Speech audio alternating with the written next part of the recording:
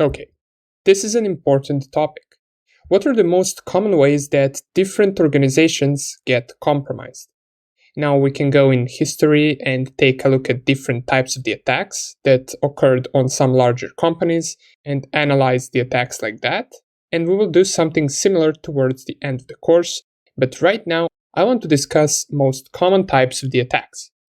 Now, usually it starts small by an attacker compromising just one device within that company. Usually, that device was the weakest point that allowed the attacker to get access to the inside network. And that device most commonly isn't what the attacker wants, so the attacker can use it to further on enter the company by using different methods to infect other devices and perhaps even the servers where he can extract the wanted data or make his presence unknown and keep monitoring everything. Usually the attacker will drop some type of payload, whether it being a backdoor, a keylogger, a ransomware, or any type of software that will allow him to achieve what he wants with that device. But all of this sounds easy. However, it can sometimes be extremely hard or close to impossible to infect some system, especially if it's heavily protected with the best security strategies. But there are also companies that don't want to invest too much into security and they later pay the bigger price after getting compromised. One of the most common ways that systems and devices get hacked is through unpatched vulnerabilities. Now, this is usually due to some service or software running on a device that didn't receive latest updates or patches. This is why it is always important to regularly update your device operating system as well as all of the services that it might have. Always update to the latest version. Now, how hackers discover this is usually a standard procedure. First, we have a developer writing a code for some software.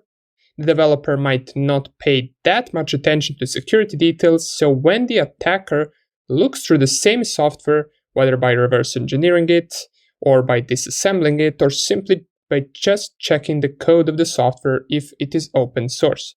He can perhaps notice a vulnerability or a bug within that code. The developer isn't aware of that issue, so he sends his software that later gets deployed by some company and perhaps starts running on a server. And the attacker who is aware of the bug can try and weaponize it in order to get access to that server. There, he can install his payload, which then gives him the full control of that server, and all of that because of a small bug in the code. Now, when we say unpatched vulnerabilities, we can differentiate two types of vulnerabilities. The already existent and known vulnerabilities that have patches, and the what we call zero-day vulnerability. Now, the first one is self-explanatory. It is already a known vulnerability and it has a working patch or update available for it, and there are also existent exploit codes online for this vulnerability. So when a company gets compromised through this type of vulnerability, it is usually due to their lack of updates. Now, this might seem like everyone won't get exploited like this. However, sometimes there are a lot of libraries and softwares that you have to keep an eye on and patch them regularly on time. And this can be overwhelming for a smaller company. On the other hand, we have more serious and more dangerous zero-day vulnerabilities. Now, we will devote more time to them later, but what a zero-day essentially is a vulnerability that was not discovered yet, nor it has a patch available for it. Zero-day can be a threat to anyone, especially if it's found in an operating system or some widely used library. Besides unpatched vulnerabilities, probably even more dangerous and most common way of attacking is social engineering, specifically phishing. Now, unlike the previous mention where you exploit software, here you exploit people. It doesn't need to have a software vulnerability.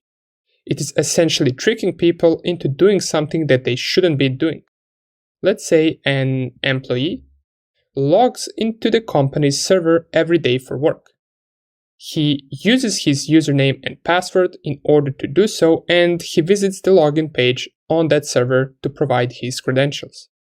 Now, what an attacker can do is clone that page and make it look exactly the same as the official company page. Then send the employee that page to login. Now, he wouldn't do this directly. He could use some various methods to make the employee actually open this page through various social engineering tactics. Then, if the employee falls for this and provides his credentials to the fake page, the attacker would then get those credentials and can use them to log into the server and get access to it like that. And the third most common vulnerabilities that get a company or a device compromised is weak credentials. Now, this is something you probably heard a billion times, but it's true. Having strong credentials is very important as a security measure. For example, the username and password that you see right here will get almost any company compromised due to its password being rather weak. For example, more appropriate and stronger password would be something like this. Now, of course, besides these three things that we discussed, these are not all the ways to compromise a company. These are just broad examples, and all of these attacks can be different depending on many factors. The point is that there are many outside threats for every company out there, and not just for companies but also for regular people. That's why it's important not to only provide a good security strategy, but to also educate the employees in a company of the ways that they can be targeted. Okay, now that we covered some of the most common ways that companies are targeted, let's proceed to the next lecture.